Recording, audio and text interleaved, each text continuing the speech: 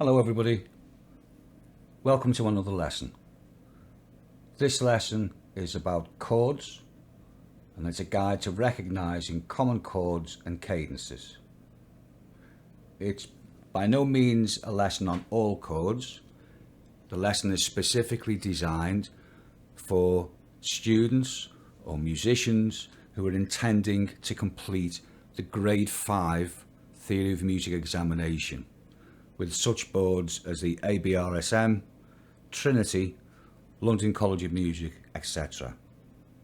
And a lot of the questions and examples that are put into this particular lesson are taken from past papers from those particular boards. So please be aware that it's specifically not for all chords and just for those that are required by the examination question for Grade 5. Now, similar to some of the other lessons that are required for this particular examination, you must be aware of your keys and scales before you attempt this lesson. So you must make sure that you fully understand both the major and minor keys and scales and key signatures for you to complete and continue on. Now we'll start off by looking at a typical examination question that has been in past papers from a number of different boards. And it says, look at the following extract and then answer the questions below. And there we can see a small 4-bar extract. The question asks you to describe the chords that are marked A, B and C as either chords 1, 2, 4 or 5, and they also want you to indicate whether the lowest note of the chord gives the chord a root position, whether the third of the chord is in the bass giving you a B inversion or first inversion, or the fifth of the chord is in the bass meaning that it is a C inversion or second inversion. There is no requirement at Grade 5 to do any other chords other than 1, 2, 4 or 5, and also there's no requirement to include 7th chords. It also states that the extract is in A major and makes that quite clear in the question. Now, to be successful in answering the question correctly, it's as straightforward as this. We need to first of all identify the key of the extract. Well, the question already told you that it's in A major. So your first step is to write out just an octave of the scale of A major and identify the first, the second, the fourth and the fifth degrees. That's the tonic, the supertonic, the subdominant and the dominant degrees of the scale for this particular extract, which is A major. Now, once you've done that, using the same little scribble that you've done, form a basic triad above each of these degrees, as you can see in the example. So above number 1, the lowest note was an A, so then you would go to the C and the E. Obviously the key signature is changing that to become a C sharp, but don't worry too much about that. We do the same above number 2, we do the same about number 4, and the same on number 5. The easiest way, if you're not familiar with the term triad, just basically meaning 3 notes, it's just the lowest note is on the line, you do the next line and the next line, or miss one, miss one. The same on number 2, the lowest note is a space, that's the B. Just miss one to the D, miss one to the F. Again, later on we know that the key signature will change that to an F sharp, etc. So now you've got chord 1 will be built upon degree 1, which will give you from the bottom upwards an A, a C sharp and an E. Don't worry about the signs. A chord 2 will give you a B, a D and an F sharp note. Chord 4 will give you a D, an F sharp and an A. And chord 5 will give you the E, the G sharp and the B. Now you can also see it's quite common in classically based music to use Roman numerals when explaining or describing chords. So as you can see, chord 1 will be indicated as Roman numeral 1. Chord 2 will be indicated as Roman numeral number 2, and etc.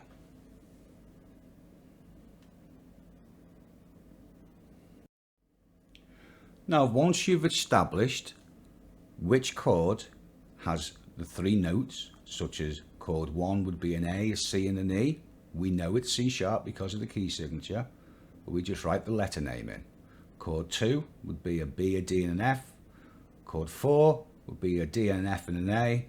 And chord 5 is an E, a G and a B. We put it in a little chart just like that. Then above the chart, for the columns, so we had the Roman numerals going down the rows, across the top you just write an A, a B and a C.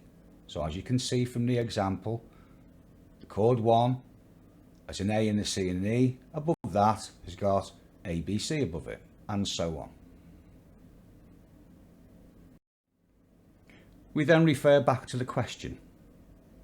We look at chord A and we look at the notes that are actually on the music extract. From the bass upwards, we've got a G sharp in the bass, and then a B, and then the E is the top note. G sharp, B and E, or G, B, E. So, from your chart, which chord from the A major, 1, 2, 4 or 5, contains the notes G, B and E? Well, obviously chord 1 doesn't, that's an A, C and E. Chord 2 doesn't, that's a B, D and F.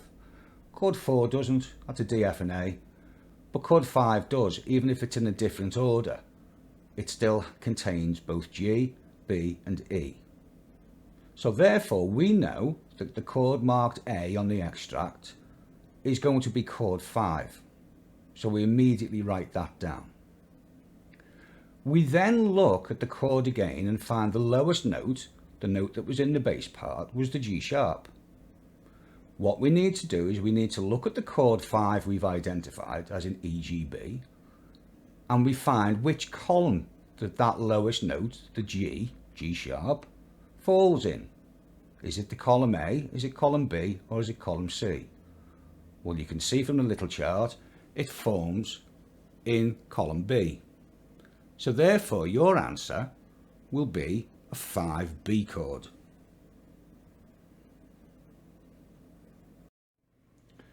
So, using the same method, on your little chart that you should have scribbled out on a scrap piece of paper, let's look at chords B and C. The chord B on the extract from the bass up gives you the notes E, C sharp and A. Again, don't worry about the sign too much at the moment. So, if we look at our chart, the only chord that contains both an E, a C and an A is chord 1. So put chord 1 down. Then we look at the lowest note in the extract, the note that's in the bass clef, which is the E, and that falls in column C, as you can see by the diagram. So therefore, the chord is indicated B is a chord 1C. Moving on to the chord that's indicated the letter C. From the bass up, we've got B, F sharp, B, D. So this time we have 4 notes in the chord. We just discount the double B. So we're looking for a B, an F and a D. So therefore that gives us the chord 2. We put the chord 2 down immediately, and then we look at the chart again and we find where the lowest note, the one that was in the bass, the letter B, the note B, falls in column A. Now basically that's a root chord. We don't have to indicate the letter A for the root chord. The letter A is the default name that is used for a root position chord. So therefore you can just put chord 2. If you want to put an A in brackets, that's absolutely fine.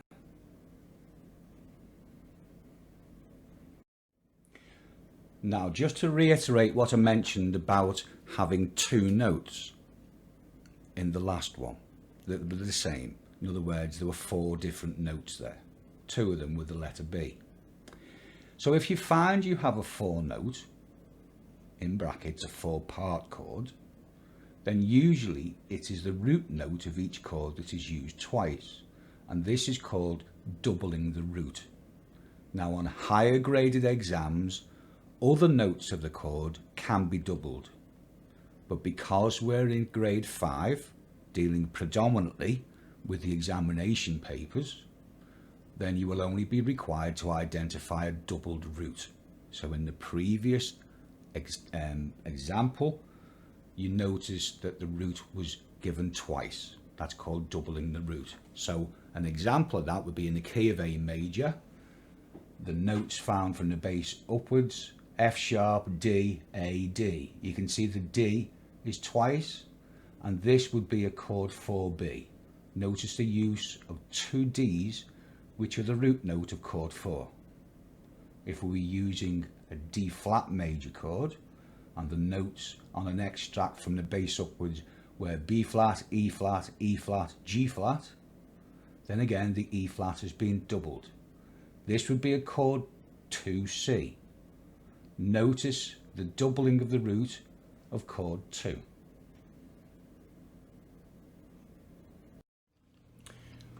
Most grade 5 syllabi require you to understand what a cadence is, but don't necessarily ask you to label them as such.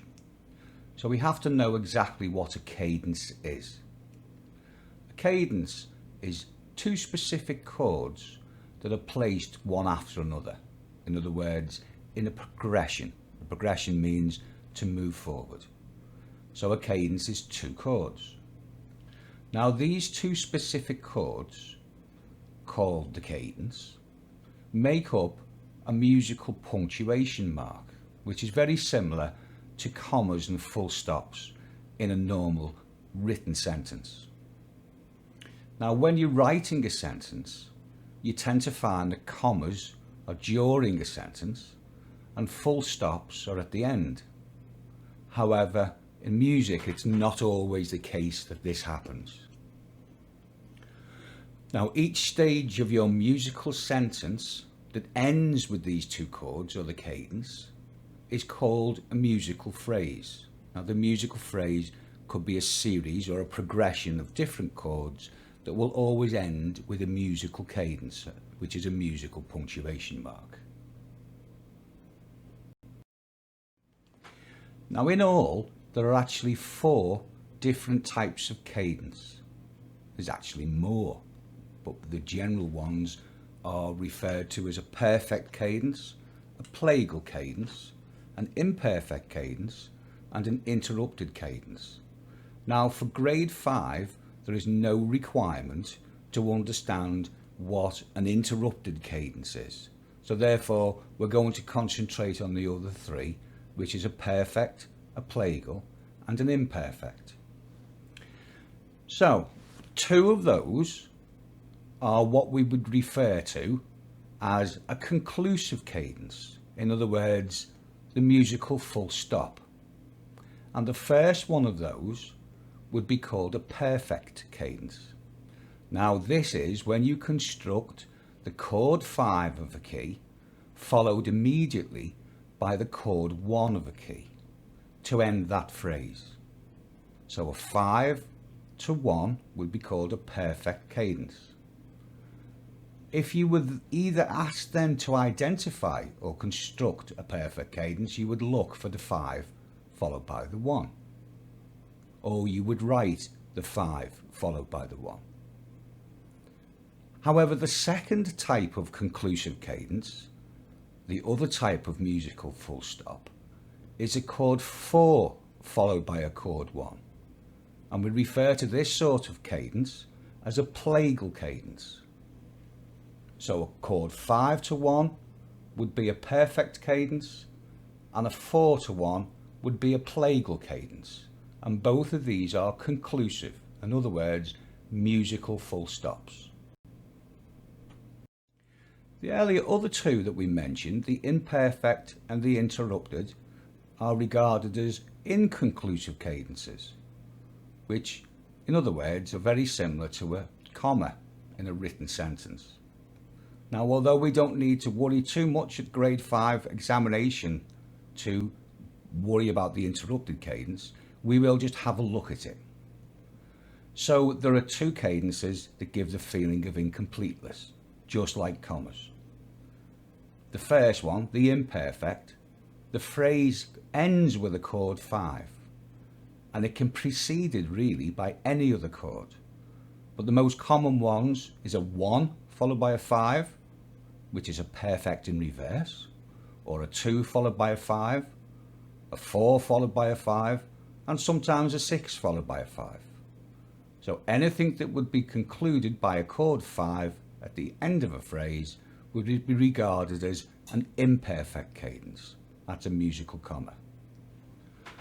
Now the interrupted is basically, to remember it interrupts the flow of the music. Now officially or theoretically, it's basically a chord 5 followed by any other chord except for chord 1. But the most common of the following chords, or the conclusive chords, would be a chord 6. So a 5 followed by a 6 would be called an interrupted cadence. And that's the second of the inconclusive cadences, or the ones that are similar to a comma.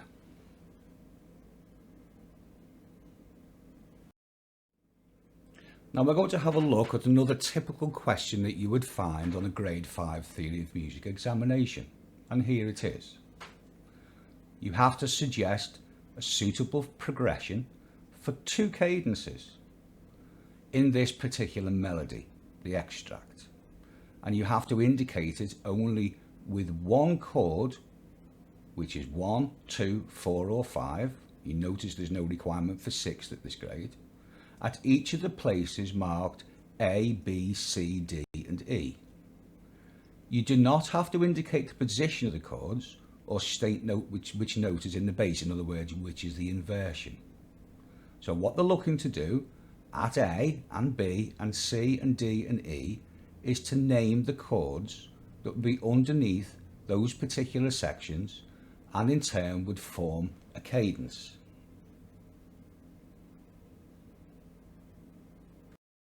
Now, like most of the questions, I always suggest that you do your preparation on a piece of scrap paper, and this is what you would do for this particular question. You would put 4 points down. You need to first of all identify the key of that extract. The second thing is to handy for you to be able to establish the length of the musical sentence, in other words, the phrases. You then need to construct your chord chart, which is from the key of the extract that you have established. And last but not least is to identify those chord progressions so as you can then identify the correct cadences. Now the first point is to identify the key of the extract. The key signature of 1 flat, B flat, could indicate one of two keys, either F major or its relative minor, D minor. As there are no accidentals, namely the raised 7th of D minor or similar, and in other words the leading note from the C to C sharp has not been raised, then we would normally assume that the key is F major. So that's not set in stone, but it is a really good indication. Now, most grade 5 syllabi require recognition of cadence within major keys only, but it is always wise to practice key recognition anyway in both sorts of keys. Now, this is discussed in another lesson in this series. So for the second point, we have to establish where the phrases are in this extract. In other words, the length of the musical sentence. Now, the easiest way to do this is, if your sight reading isn't too bad, then you can hum or sing the melody through. If it's not too good, use the rhythm and la the rhythm through instead. Now, where you would tend to take a breath, that would be the end of the musical sentence. Very similar to when we speak. If you notice, when I have a comma, I take that breath. And at the end of a sentence, when I've completed it, I also take another breath. Just like that. Where you would take a breath is the starting point for the second phrase. If you look at the second example, you will see I have indicated over bars 1 and 2, a large slur, and the same on bars 3 and 4. So that means this four bar extract is split into 2 phrases. The first one at the end of bar 2 has 2 chords A and B. That will be your cadential progression. That will be your cadence. And on bar 3 and 4, well, obviously we can see 3 chords there. The last 2 will be the 2 chords which will form your cadential progression, i.e. your cadence.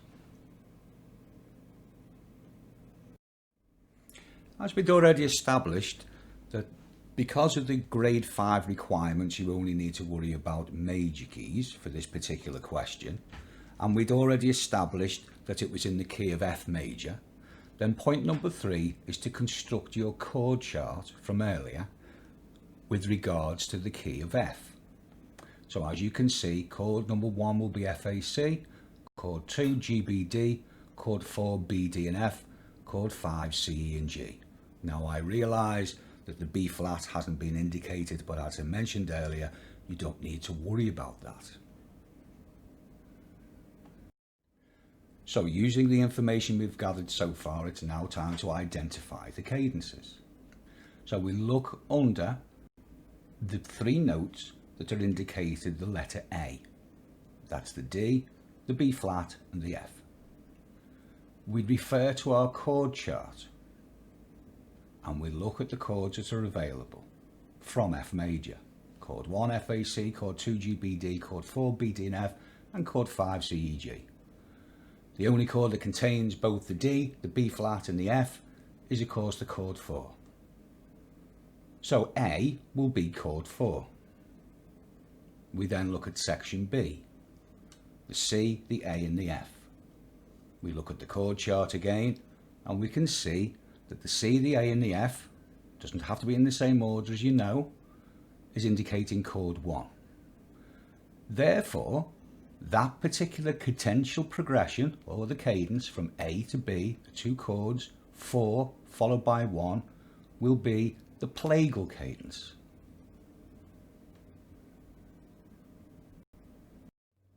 Now looking at the second phrase, we're going to ignore C and E until we discuss it on the next slide. So we're looking at the notes that are under the little section indicated the letter D. That's the C, the F and back to the C again. Now there aren't, as you can see, 3 different notes. There is just basically a C and an F. But when we look at the chords that are available, there's only one chord that contains both a C and an F, and that's chord 1. The only other chord that contains an F on its own is a 4. The only other chord that contains a C on its own is a 5. So to contain those 2 particular notes, the C and the F, that has to be a chord 1. So under D, that will be a 1.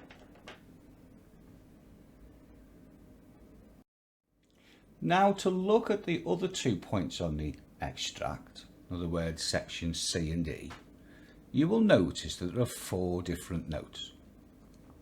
And therefore we have to digress a little bit. Because if we look at those notes, which is a G, an A, a B flat and a D, then there aren't any chords that contain those 4 notes. There is a chord that contains a G, a B and a D, but there isn't one that contains those 3 with the note A. So we have to have a look at this and see why is the note put in there. Well, we have to look at a rule that is called a passing note. There are certain different types of passing note. You'll hear the word accented passing note, chromatic passing note, unaccented passing note, etc. For this particular grade, we just have to look at just in general a passing note. So what is a passing note? A passing note is if a note is not one of the notes from the chord. In other words, in this case, the note A, but it's placed in between two notes that are part of the chord. In other words, in this little part between the G and the B. Then that note, the A, will be classed as a passing note.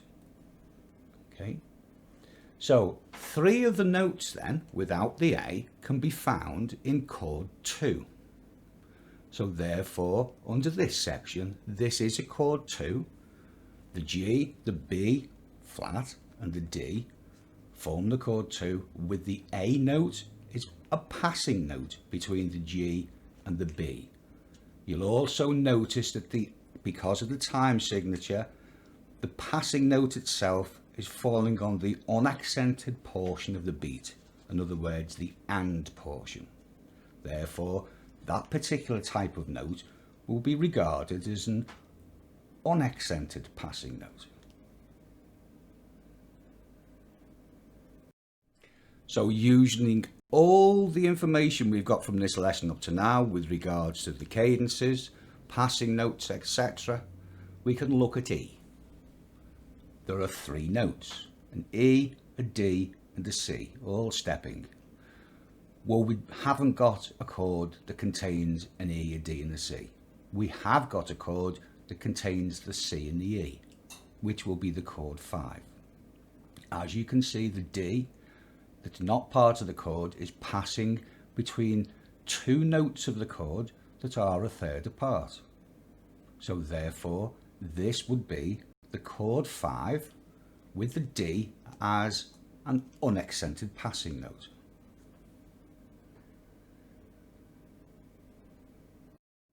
So to complete the question, we're looking at the chord of C, we said was a chord 2. The G, the passing note A, the B and the D. Chord 2. Underneath the letter D, we found that was a chord 1. The C, the F and the C. And finally, underneath the section marked E, we see that this was a chord 5, the E and the C, with the D passing note. Therefore, we have a 2, a 1 and a 5.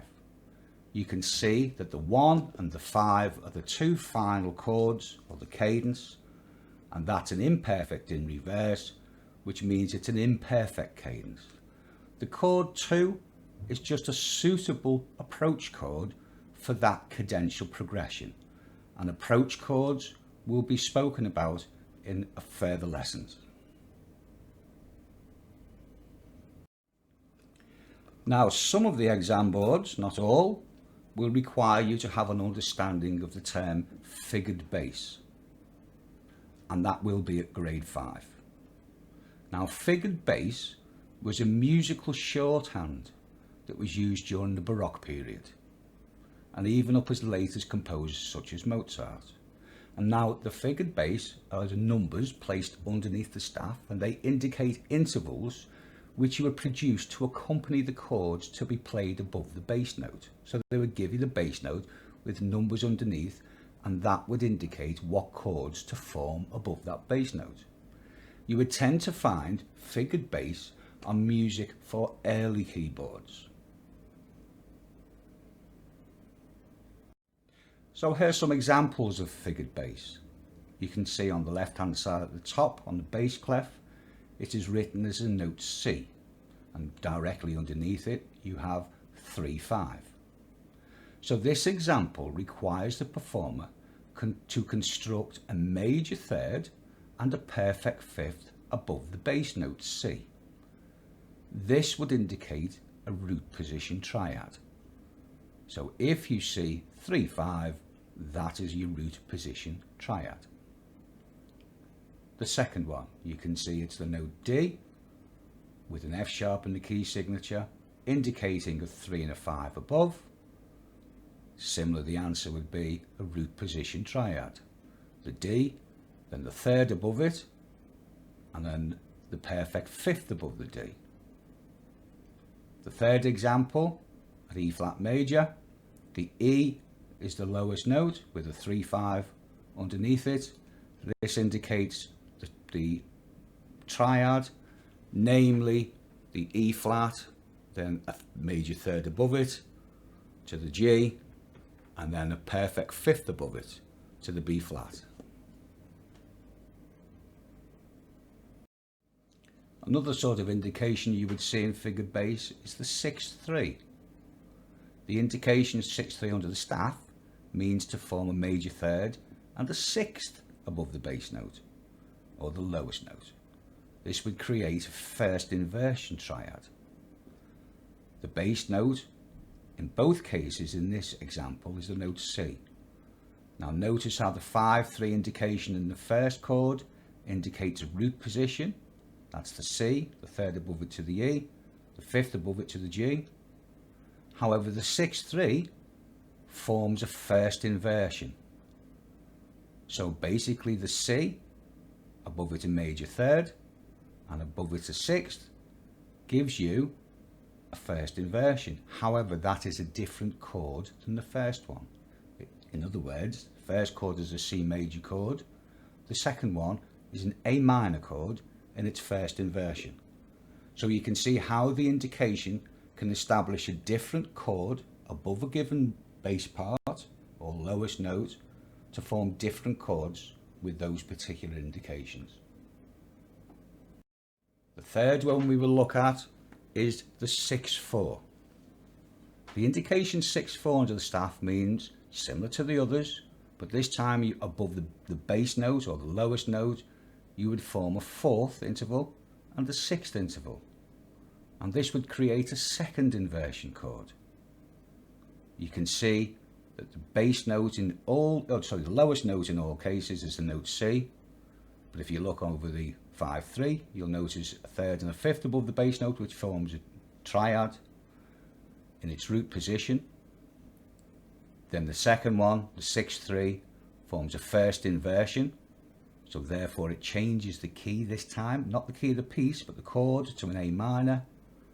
And last but not least, when you form a fourth and a sixth above the bass note, you get a second inversion, but the second inversion will be actually the chord of F.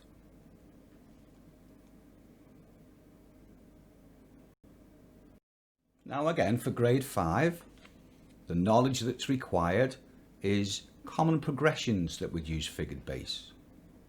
So they might require you to understand what a 6/4 to 5/3 on the dominant. This progression on its own can be used as a 1C to 5 imperfect cadence, or as an approach to a 1C to 5 to 1 perfect cadence. And this particular progression is more commonly known as the cadential 6/4. You'll be required to remember this name and to understand what it is for grade 5 and the following examinations, 6, 7, 8, etc. So that's the cadential 6/4. So let's see how we can construct the cadential 6/4 progression. Now, what we do first of all, we need to find the dominant note of the key. If you're not familiar with the term dominant, then you can refer to the lesson that describes the technical names for the degrees of a scale. So the dominant is the fifth note of your scale of your key. So if you use the example F major, the dominant note in F major is the note C. We place that using the bass as the lowest note. Then we're going to form the cadential 6/4. What we do, under the first chord, we form above the C a fourth interval and a sixth interval. Perfect fourth, major sixth. Then above the second C, we form a 5/3. A third interval above the C and a fifth interval above the C. That gives us a major third to the E, perfect fifth to the G. That's now constructed your cadential 6/4 on the dominant. On the dominant meaning based on the 5th note of the scale of your key, as you can see. Now if we look at the chords that you have actually constructed and comparing them to your key, you can see the first chord from the bass up, the C, the F and the A, the 6/4, that gives you the chord 1C. And then if you look at the second chord from the bottom up, C, E, G, the 5/3, that's giving you a chord 5. So when you look at that again, a 1 to 5 is the imperfect cadence.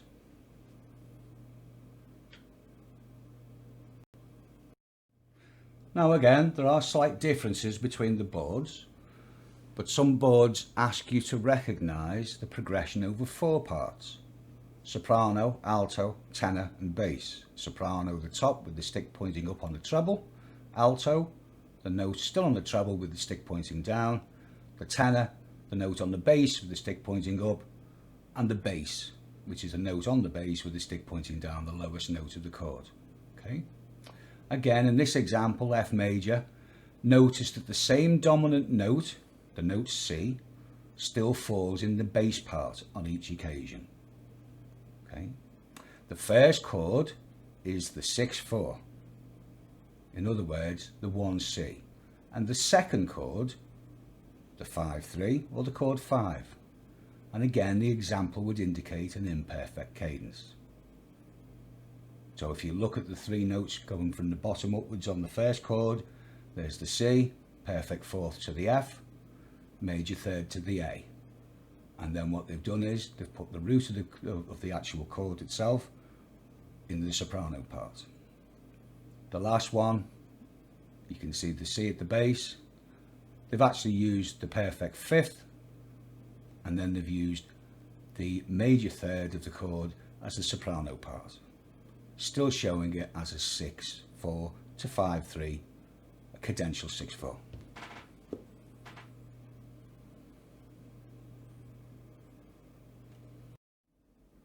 Now the cadential 6/4 can also be used as a progression moving to a perfect cadence, as we can see from the diagram. The last chord in this particular case is back to the chord 1.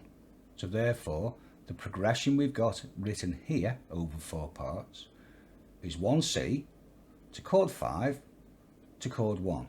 So now the final 2 chords of the extract are a 5 and a 1, which is a perfect cadence. You'll notice that the dominant note retains through the bass part for the first 2 beats of the bar, for both the 6/4 and the 5/3. But now the progression concludes on the chord 1, which is obviously F, A and C, with a double root. That creates the 1C to 5 to 1 perfect cadence, and then using the cadential 6/4 as an appropriate approach to the perfect cadence. So, thank you for watching. Just to reiterate what I said in the introduction video that you'll find under my channel, that these lessons aren't meant as a watch once only. They're meant as a revision purpose. So they're there for you to have a look at as many times as you like, try to go over them, try to practice them, and then once you've done it a few times, you'll start to get a much clearer understanding and improve your general musicianship, which of course will then hopefully result in you passing the examination.